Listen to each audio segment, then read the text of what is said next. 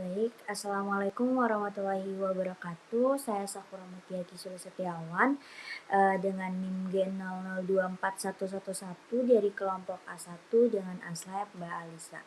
Nah, pada video kali ini saya akan membuat laporan praktikum anatomi blok yang terakhir 2.3. Nah, jadi dengan kasus seorang pria berusia 65 tahun bernama Tuan A. Dia itu dibawa ke instalasi gawat darurat oleh keluarganya karena mengalami kelemahan mendadak pada lengan dan juga tungkai kanan sejak 2 jam yang lalu. Nah, selain itu, keluarga pasien juga melaporkan bahwa pasien ini berbicara terbata-bata, sulit menyusun kata-kata dan juga tampak kebingungan ketika diajak berbicara. Nah, tidak ada riwayat trauma pada kepala sebelumnya. Nah, pada pemeriksaan fisik didapatkan bahwa hemiparese sisi kanan, terutama lengannya itu lebih berat dibandingkan tungkainya. Nah, refleks sisi kanannya meningkat dan juga terdapat Babinski cyst positif di sisi kanan. Nah, hilangnya sensasi nyeri dan juga suhu pada sisi kanan tubuh termasuk di wajah kanan. Nah, saat diminta penjuluran lidah, lidah pasien ini menyimpang ke arah kiri. Nah, pasien ini tampak kesulitan berbicara secara motorik atau afasia non-fluent tetapi memahami instruksi sederhana. Nah, riwayat medisnya menunjukkan bahwa pasien ini merupakan proaktif, yaitu memiliki hipertensi dan diabetes mellitus yang tidak terkontrol. Nah, pemeriksaan CT scan-nya kepala itu menunjukkan infark iskemik pada lobus frontalis dan parietalis kiri, terutama di area korteks motorik dan juga sensorik primer.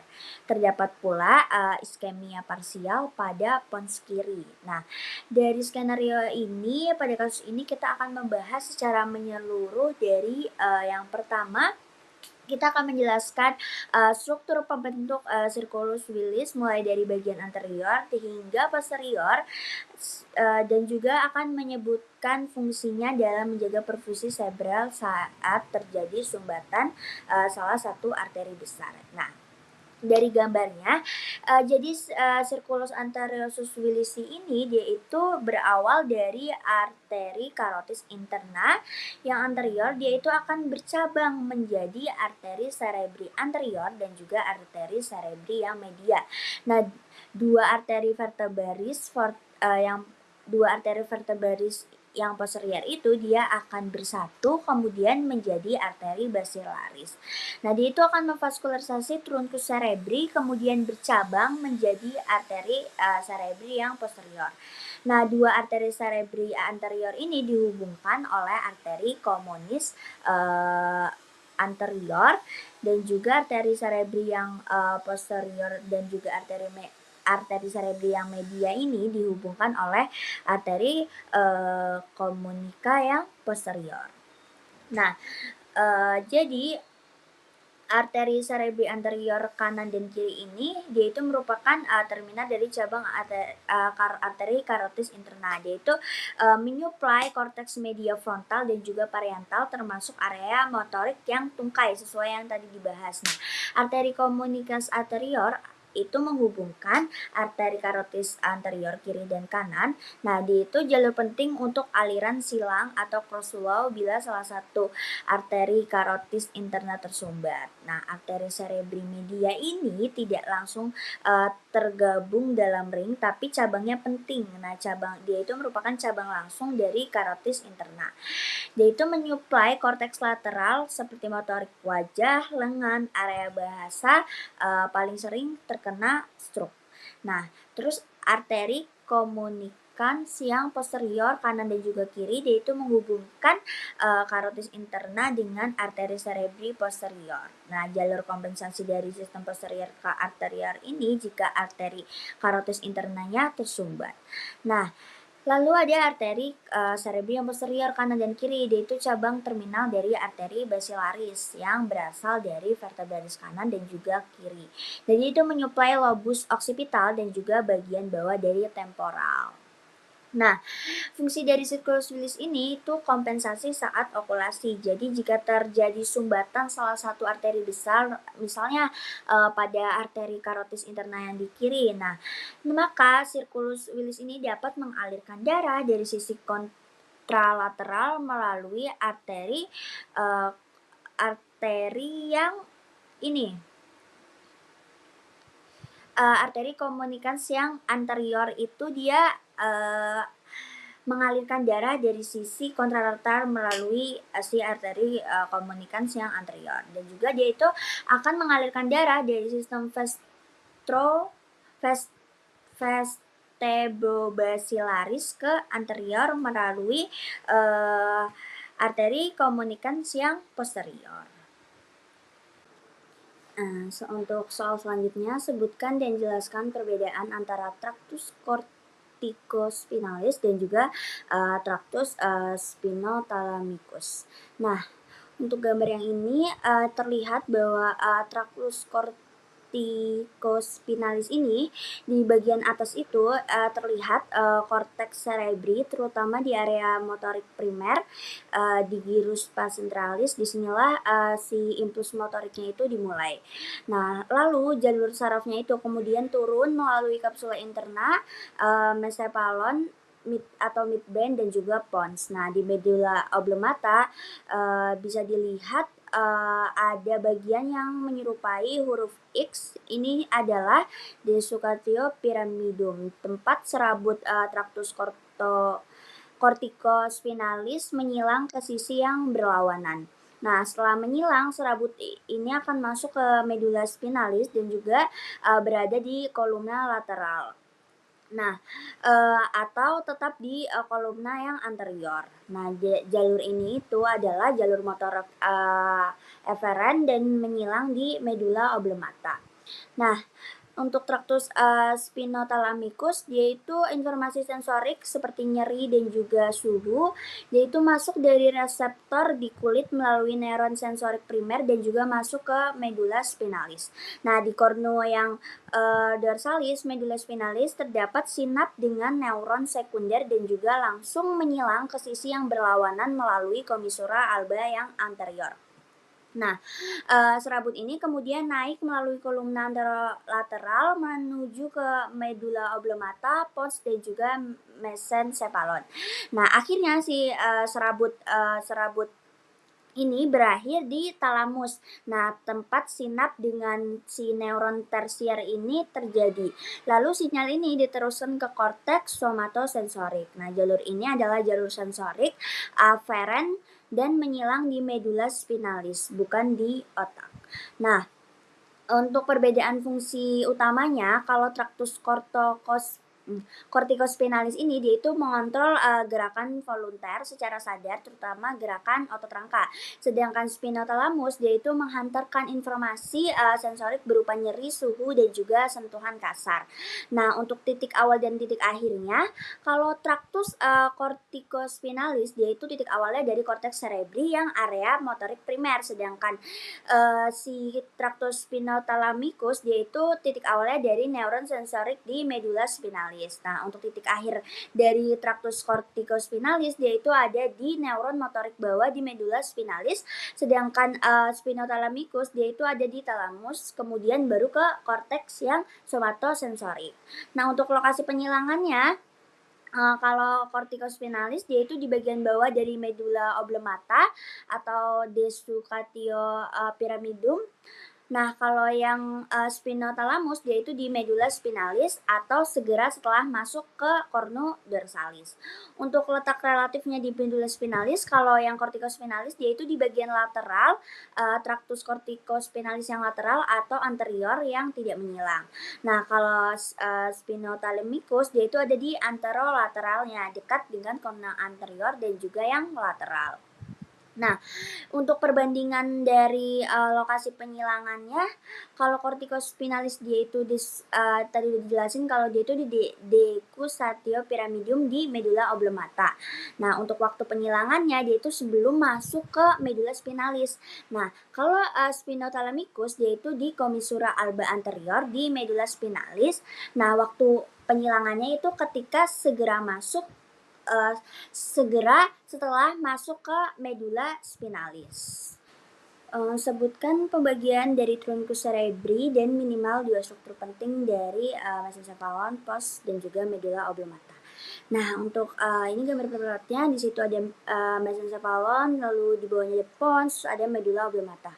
Nah, kita mulai dari mesencephalon. Mesencephalon di situ dia ada pendiculus cerebri. Dia perbedaan kata di antara tectum dan tegmentum. Jadi substansia nigranya dia itu yang gelap, dia itu akan membagi pendiculus cerebri menjadi crus cerebri yang pars anterior dan juga tegmentum di pars yang posterior. Nah, crus cerebri ini dia itu mengandung serabut descendens fibrae corticopondens, fibrae partiosinis dan lain-lainnya. Nah, untuk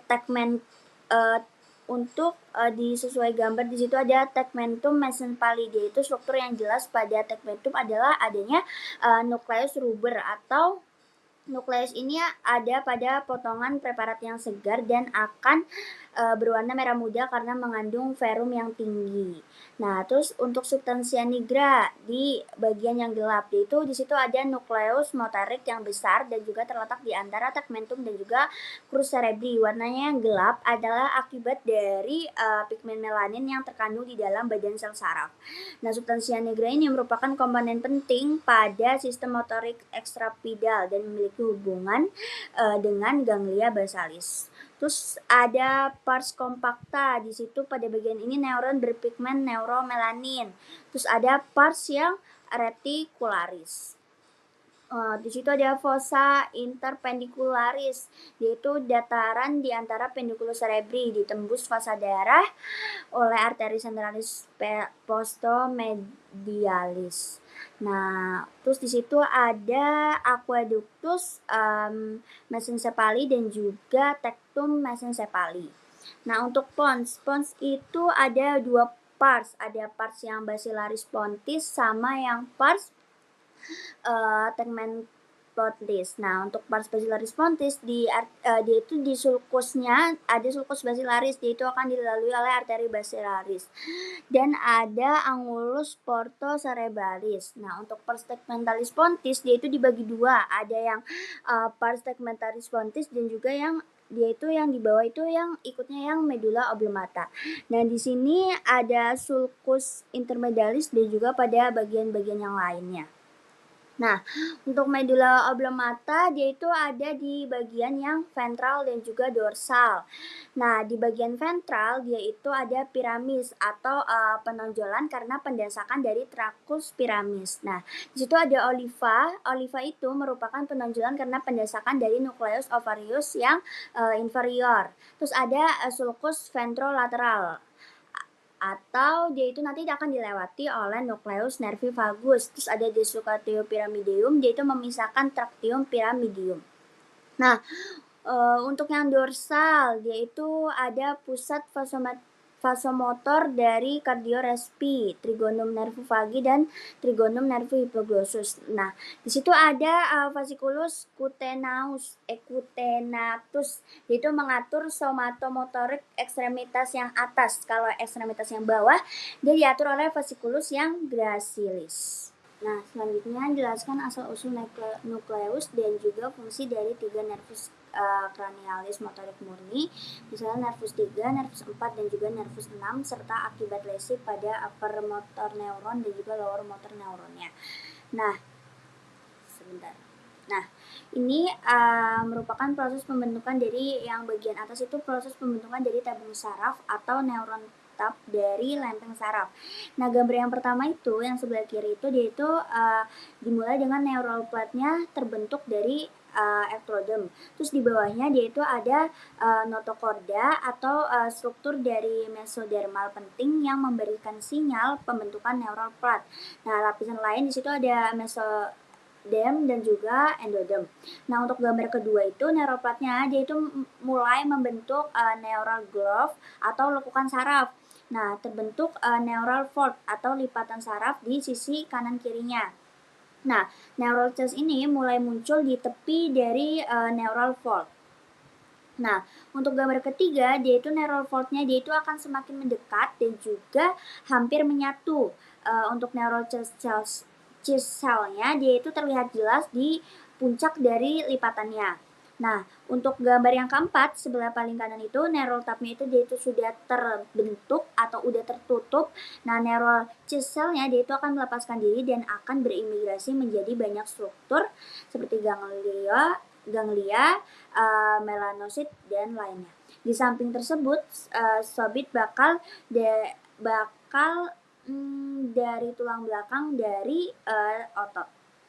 Nah, untuk gambar yang di bawah, di hari ke-18 terlihat primitive streak dan juga primitive node, struktur awal yang menentukan sumbu dari tubuh. Untuk neural plate-nya di situ mulai terbentuk dari ectoderm. Nah, untuk hari ke-20-nya, di situ neural groove dan neural fault-nya mulai terbentuk. Di sisi kanan kirinya muncul somit. Jadi dia itu bakal tulang dan juga otot aksial. Untuk hari ke-22-nya, neural fault-nya dia hampir menyatu di bagian tengahnya. Nah, bagian tengah dari neural tube-nya itu biasanya menutup lebih dulu. Nah, untuk di hari ke-23 ini, dia itu terbentuk lengkap neural tube-nya. Nah, rostal neupornya atau ujung kepala dan caudal neupor ujung ekornya dia itu masih terbuka dan akan segera menutup. Nah, kegagalan penutupan rostal ini akan menyebabkan anencefali. Kalau caudal ini ada yang namanya spina bifida. Nah, berarti untuk ringkasan dari fungsi strukturnya, kalau neural plate itu dia itu fungsinya untuk cikal bakal sistem saraf pusat. Kalau neural fault dia itu untuk lipatan yang akan menutup jadi neural tube. Terus kalau neural groove dia itu lekukan tengah neural plate. Nah, kalau neural tube dia itu menjadi otak dan juga medula spinalis. Kalau neural cyst dia itu jadi ganglia sensorik, sel satuan, melanosit dan lain-lain. Kalau notochord dia itu memberikan sinyal pembentukan saraf dari ectoderm. Nah, kalau somit dia itu merupakan jadi tulang belakang, otot rangka dan juga dermis. Nah, untuk akibat dari lesinya, nervus 3, nervus 4 bisa dilihat dari gambar bahwa dia akan menimbulkan gerakan. Nanti kalau ada lesi, dia akan menghambat dari si gerakannya itu. Nah, untuk yang selanjutnya adalah jelaskan lokasi dan fungsi dari area Brodmann berikut.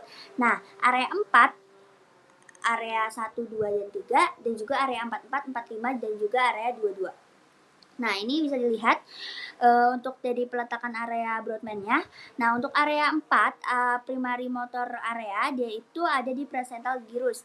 Dia itu lokasinya di lobus yang frontal, tepat di gyrus yang presentalis depan dari central sulcus. Fungsinya dia itu untuk mengontrol gerakan motorik volunter secara sadar, berarti terorganisasi secara somatotopik membentuk motor homunculus atau bagian tubuh yang berbeda diwakili oleh area tertentu. Nah, untuk lesinya, dia itu akan kelemahan atau kelumpuhan otot kontralateral atau sering disebut dengan hemiprases atau hemiglia. Nah, untuk area 1, 2, dan 3, dia itu adalah primary somatosensory area atau postcentral gyrus. Letaknya di lobus yang parietal, tepat di gyrus yang postcentralis, nah belakang dari central sulcus. Fungsinya dia itu untuk menerima dan mengolah sensasi somatik, sentuhan, tekanan, nyeri, suhu, dan juga propriosepsi. Nah, dia juga terorganisasi sebagai sensori homunculus.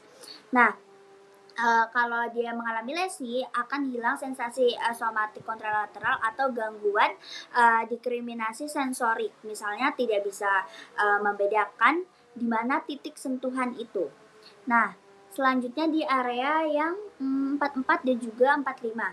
Nah, dia itu lokasinya di lobus frontal, biasanya di hemisfer yang kiri atau dominannya di situlah. Nah, dia itu di sekelilingnya bagian bawah sulcus premotorik. Nah, fungsinya itu dia itu untuk mengatur produksi bicara dan juga koordinasi otot artikulasi. Nah, area 44-nya ini dia mengontrol motorik bicara. Kalau area 45-nya dia itu perencanaan bahasa dan pemrosesan gramatikal.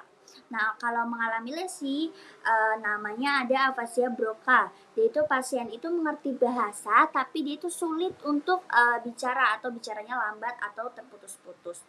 Nah, untuk area 22 dia itu lokasinya di robus yang temporal yang atas, khususnya di gyrus yang temporalis superior bagian yang posterior. Nah, dia itu biasanya di hemisfer yang dominan sebelah kiri. Nah, fungsinya itu dia untuk pemahaman bahasa lisan dan juga tulisan, dan juga dia itu untuk menghubungkan makna kata-kata. Jika mengalami lesi, dia itu akan ada namanya afasia Wernicke, itu bicaranya lancar tapi nggak ada maknanya. Terus pemahaman bahasanya terganggu total. Nah, jadi si area 4 ini dia itu akan mengeksekusi perintah gerakan. Area 1, 2, 3-nya dia itu akan menerima info sensorik. Area 44 sama 45 itu dia itu akan membentuk ekspresi verbal. Nah, area 22 ini akan memahami makna kata yang didengar. Mengapa okulasi pada arteri cerebri yang media itu lebih sering menyebabkan kelumpuhan pada wajah dan juga lengan dibandingkan dengan pada tungkai? Nah, jelaskan dengan mengaitkan distribusi vaskular dan juga homunculus motorik. Nah, jadi okulus arteri cerebri media ini dia itu lebih sering menyebabkan kelumpuhan itu karena distribusi vaskular arteri cerebri ini media ini terutama dia itu menyuplai bagian lateral dari korteks cerebri, tempat dari homunculus motorik untuk wajah dan lengan berada. Nah, sementara itu untuk tungkai itu dia itu berada di bagian media dari hemisfer yang terutama disuplai oleh arteri cerebri yang anterior. Nah, jadi otak itu kan disuplai oleh 3 arteri cerebri. Makanya yang media ini dia itu lebih ke wajah dan juga lengan. Kalau yang tungkai itu pada yang anterior. Nah, untuk homunculus yang motoriknya dia itu ini adalah representasi somatotropik tubuh pada gyrus presentalis, korteks motorik primer. Nah, wajah dan lengan ini berada di bagian lateral dari si gyrus presentalis. Tungkai dan kaki ini berada di bagian medial dari gyrus presentalis. Nah, karena MCA-nya menyuplai karena arteri komunisnya yang media itu menyuplai area motorik wajah dan lengan, okulasi pada ini tuh dia itu menyebabkan hemianestesia di wajah dan juga lengan. Nah, pokoknya intinya okulasi pada arteri cerebri media itu lebih sering menyebabkan kelumpuhan wajah dan lengan karena area korteks motorik yang mengontrol bagian tubuh tersebut berada di permukaan lateral otak yang merupakan wilayah suplai utama dari arteri komunis yang media. Sedangkan tungkai arteri cerebri yang media. Sedangkan tungkai dia itu terletak di lebih medial pada homunculus, disuplai oleh arteri cerebri yang anterior. Nah, untuk yang selanjutnya jelaskan mekanisme kompensasi vaskuler yang terjadi jika terdapat okulasi pada arteri karotis interna kiri dengan mengkaitkan struktur circulus willis yang terlibat. Nah, jadi jika terjadi okulasi arteri karotis interna kiri, circulus willisnya dia itu memungkinkan aliran darah kompensasi dari kiri atau kanan, dari sisi kanan atau sistem vertebrobasalis melalui arteri communicans anterior dan juga posterior untuk mempertahankan perfusi ke hemisfer yang hemisfer kirinya otak. Nah, jadi si circulus willisnya ini dia itu akan mengkompensasi memungkinkan kompensasi melalui arteri komunis yang anterior dari sisi kanan dan juga arteri komunis yang posterior dari sistem vertebrobasilaris. Nah, kemampuan kompensasi ini bergantung pada si kelengkapan dan potensi si sirkulus wilis yang sangat bervariasi pada setiap individu. Nah, mungkin sekian yang dapat saya jelaskan. Jika ada salahnya mohon maaf. Wassalamualaikum warahmatullahi wabarakatuh.